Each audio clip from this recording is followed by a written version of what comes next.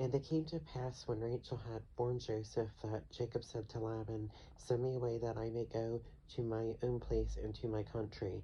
Give me my wives and my children for whom I have served you, and let me go, for you know my service which I have done for you. And Laban said to him, Please stay, if I have found favor in your eyes, for I have learned by experience that the Lord has blessed me for your sake. Then he said, Name me your wages, and I will give it. So Jacob said to him, You know how I have served you, and how your livestock has been with me. For what you had before I came was little, and it has increased to a great amount. The Lord has blessed you since my coming.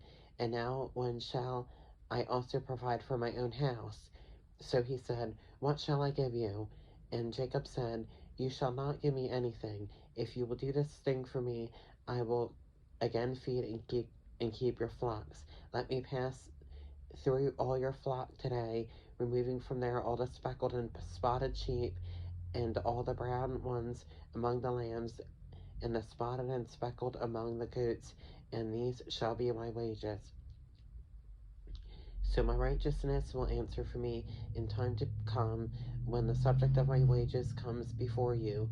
Every one that is not speckled and spotted among the goats and brown among the lambs will be considered stolen, if it is with me.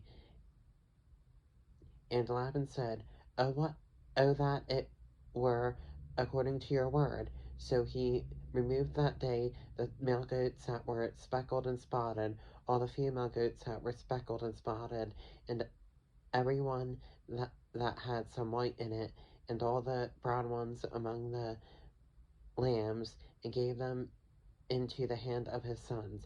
Then he put 3 days' journey between himself and Jacob fed the rest of Laban's flocks.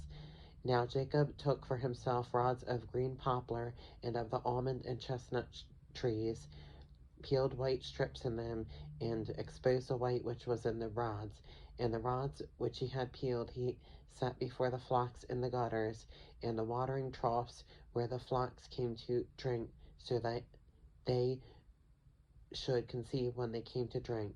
So the flocks conceived before the rods, and the flocks brought forth streaked, speckled, and spotted.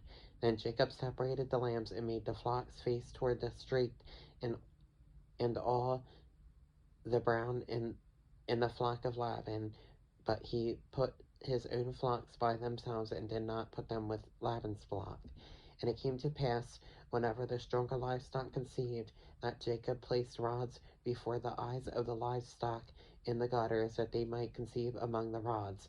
But when the flocks were feeble, he did not put them in, so the feebler were Laban's and the stronger Jacob's. Thus the man became exceedingly prosperous, and had large flocks, female and male servants, and camels and donkeys.